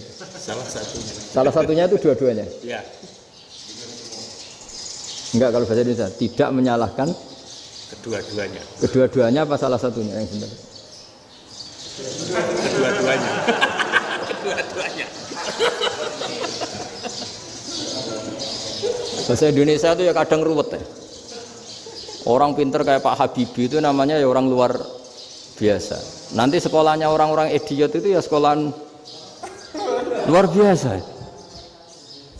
Orang pinter banget bahasa Indonesianya ya luar biasa. Kalau sekolah untuk orang-orang yang idiot juga luar biasa. Jadi kalau dipuji luar biasa itu gak jelas ini luar biasa ya. Gak jelas kadang bahasa kita ini kadang ya gak jelas. Nah itu gak menyalahkan dua-duanya apa salah satunya? Keduanya, tidak menyalahkan kedua-duanya. Misalnya dibahasakan nggak menyalahkan salah satunya, benar apa salah? Benar, benar. Kalau ya sudah benar semua. Jadi itu bukti bahwa ijtihad itu boleh. Saya ulang lagi, bukti bahwa ijtihad itu boleh. Padahal ini jelas, yang satu harus sholat asar, padahal matahari sudah tenggelam. Makanya di antara fikih unik itu begini. Saya ulang lagi fikih unik. Saya menyaksikan betul ketika ada orang tanya Mbah Mun saya ini Kopassus. Kadang latihan itu sampai waktu zuhur habis. Saya harus bagaimana? Jawabannya Mbah Mun itu unik. Sementing ojo ngosor sholat. Engkau yojo niat jamak. Atok kodok katanya. Singkat cerita terus orang ini diskusi sama saya karena ini ya alim pernah mondok. Kenapa kosor tidak boleh? Karena kosor itu ekstrim, merubah bentuk sholat dari 4 menjadi 2. Maka alasannya harus jelas. Harus jelas itu orang yang latihan di Kopassus itu kan dia sudah berasrama di situ. Berarti dia sudah tidak musafir karena asramanya di situ, sudah mukim. Kalau dia kosor itu merubah bentuk sholat dari 4 menjadi 2. Merubah itu ekstrim. Tapi kalau dia qadha itu hanya mengakhirkan sholat dari waktunya. Kira-kira kalau kamu jadi malaikat, ekstrim mana? Merubah sama menunda? Ekstrim merubah kan? Karena 4 menjadi 2. Terus ojo jamak takdim, tapi jamak takhir. Itu juga penting. Bagi pengkaji fikih itu penting. Kalau jamak takhir itu salah-salah sidik ora pati popo. Kenapa? Kan mirip duhur qadha. Kalau jamak takhir kan. Tapi kalau jamak takdim asar kok di waktu duhur, ekstrim mana? Perubahan takhir sama takdim itu ekstrim mana? Ekstrim takdim karena melakukan sesuatu belum waktunya. Belum waktunya. Jadi itu memang ya memang tadi kajian-kajian fikih itu memang unik. Karena bagi ahlinya, saya ulang lagi, tapi ini saya ulang lagi bagi ahlinya. Makanya ketika Nabi menjamak sholat ketika nusuk, ketika haji itu kata Imam Syafi'i lis safar, karena Nabi pergi jauh karena rumahnya Madinah. Tapi resikonya fatwa itu adalah orang Mekah nggak boleh jamak karena kawasannya nggak sampai 90 kilo lah kalau sekarang mungkin. Tapi kalau tahu Imam Malik nggak, jalin nusuk sehingga orang Mekah pun yang haji ya boleh jamak karena alasan jamaknya karena nusuk, karena haji bukan karena jarak. Terus diteruskan lagi. Kalau karena pergi boleh jamak, memangnya pergi itu kenapa? Karena repot. Nah itu masalah kan masakoh. Nah, terus mulai ada orang-orang yang ngawur kan, resepsi jamak, ribet. Wes resepsi duit utangan kan capek. Wah itu sudah jamak. Ribet kan. Jadi kalau sudah illatul hukmi itu sudah mesti bikin masalah. Kalau sudah illatul hukmi itu pasti bikin masalah. Nah, pertanyaannya, jamak itu masih gampang karena bentuknya sholat masih 4. Yang ekstrim kalau qasar karena bentuk sholat 4 menjadi 2. Maka kata Mbah Mun pesennya, nak kue ra mesti benere, jika alasan itu tidak mesti benarnya. Pokoknya sementing tidak qasar katanya. Juga tidak jamak takdim karena qasar ini kan merubah bentuk sholat kan ekstrim. Jamak takdim juga ekstrim karena mendahulukan sholat sebelum waktunya. Kalau jamak takhir kan biasa, kalaupun salah kan mirip kodok. Ya mirip kodok biasa kan. Nah ini saya cerita, jadi fikih itu bagi ahlinya itu memang punya konsekuensi yang seperti itu. Makanya pertanyaannya misalnya bagaimana hukumnya penyembelihan lewat mesin? Ya ribet kan. Bagaimana nyembelih dari apa ini? Belakang. Saya baca di kitab-kitab nyembelih dari belakang itu ya hukumnya tetap boleh asal apa itu hulkum dan mari itu terpotong. Tapi pertanyaannya, jangan-jangan ayamnya sudah kaget dulu karena uratnya ini. Makanya perlu ditanya ahli medis, setelah uratnya tercabut ini jangan-jangan sudah berstatus mati. Kan potensi ketika dipotong dari sini, potensi sudah berstatus mati. Makanya, nah kalau misalnya menyembelih dengan dibaca, plak gitu langsung mati gimana? Itu tetap ada dokhtoh, kalau dalam bahasa fikih dokhtoh. Dia terkaget, begitu, ada dokhtoh karena nggak bisa bernafas terus mati. Berarti kelangsungannya bangkai. Jadi orang yang pengkaji fikih itu ya seperti itu, memang itu yang ditekuni. Tapi kita sebagai orang awam ya tadi. Nak sing kecelakaan iku wedhus ta ayam jago ngeman, tapi nak pitik cilik ikhlas.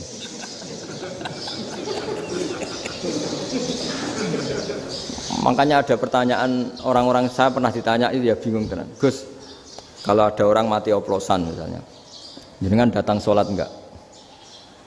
Ya datang sholat kan, dia orang mukmin, saya tetap sholat. Kenapa? Ya kan matinya oplosan. Tapi andaikan tokoh yang mati, kamu sholat enggak? Ya sholat kan dia tokoh. Jadi ribet. Fikih itu ribet. Makanya Imam Nawawi nanti ngendikan gini. Ada orang ngundang Nabi, ya Rasulullah, saya mohon nyolati ini. Nabi tanya, punya utang enggak? Punya. Nabi, saya enggak mau nyolati mayit yang punya utang. Terus ada sahabat datang, ya Rasulullah, utang itu tak ambil alih kami. Berarti dia sudah tidak punya utang. Terus Nabi kerso nyolati. Pertanyaannya, utang itu hal yang boleh. Saya ulangi, utang itu hal yang boleh. Tapi kenapa Nabi se-ekstrim itu? Tapi ketika Nabi mau kondur itu ngendikan gini, ini PR ya bagi UMM ini PR ya. Nabi sebelum kondur bilang gini, sallu ala sahibikum. Jong saya tidak nyolati ini, tapi tolong ini disolati.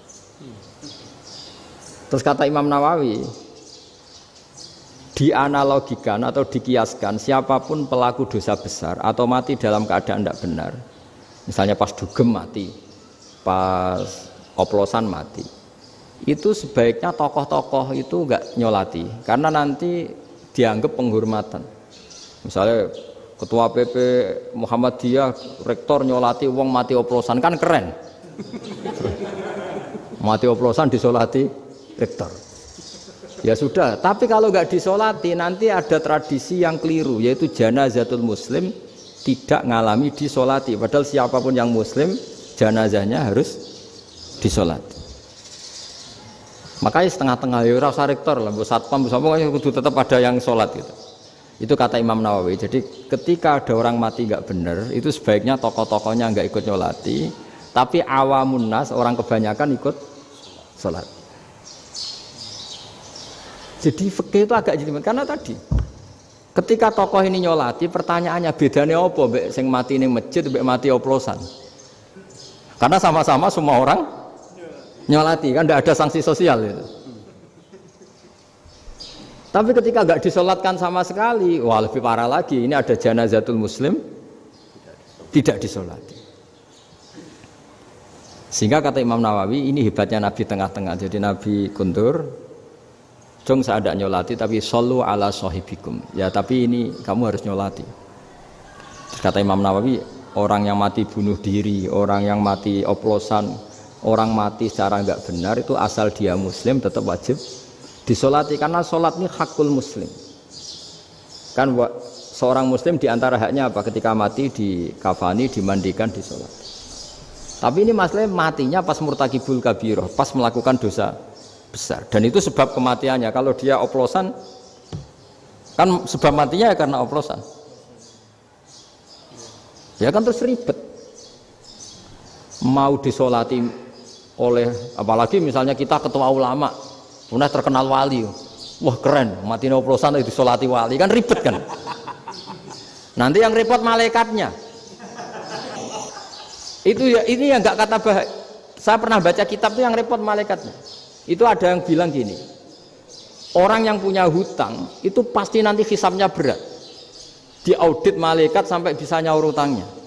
Sementara malaikat kena konstitusi, kalau Nabi mendoakan harus mustajab. Ini kan ada dua hukum yang berlawanan. Sekali Nabi berdoa, Allahumma ighfir lahu warhamhu, itu harus dituruti malaikat. Enggak boleh doanya Nabi enggak dituruti malaikat. Sementara aturan Islam juga harus dituruti, bahwa orang yang punya utang harus tersandra oleh utangnya. Tapi nak sing dunia Pak Haris kan, enggak tekno. Enggak ngefek gitu. Jadi misalnya Pak Haris donga sampai nangis Allahumma ighfir lahu kan, enggak ngefek. Malaikat enggak itu. Enggak sudah lah Ustaz. Sortir. Tapi kalau Nabi yang berdoa kan harus dituruti. Ini masalahnya kan itu. Nah kalau diturutin berarti hutangnya harus bebas. Padahal secara aturan harus tersandra karena punya hutang. Nah, nanti sama kalau yang mati oplosan ini yang doain wali, kok wali sampai Allahumma ighfir lahu. Doanya wali kan harus terkabul. Sementara secara hukum dia harus kena sanksi karena oplosan tadi. Daripada ngerepotno malaikat, sudahlah wali-wali ini tidak usah ikut nyolatin, yang nyolati ya orang-orang nggak jelas ini, sehingga kan malaikat kan santai aja kalau mau nyiksa. Loh tapi kan sudah didoain, nggak ngefek. Karena doanya orang-orang nggak penting. Itu ada tuh di sarah Muslim itu. Di sarah Muslim di bab ketika Nabi ngintikan babu qauli Rasulullah sallallahu alaihi wasallam, sallu ala sahibikum.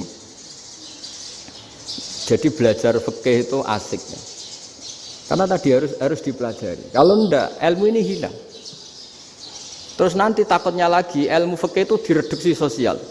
Terus misalnya gini, pepe wong cilik wae kiai-kiai ra gelem nyolati. Orang melihatnya ini karena yang oplosan wong cilik om larat ra disolati.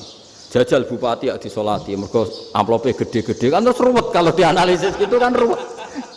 Makanya kenapa saya harus ngomong fikih supaya semuanya itu enggak didudukkan urusan sosial itu.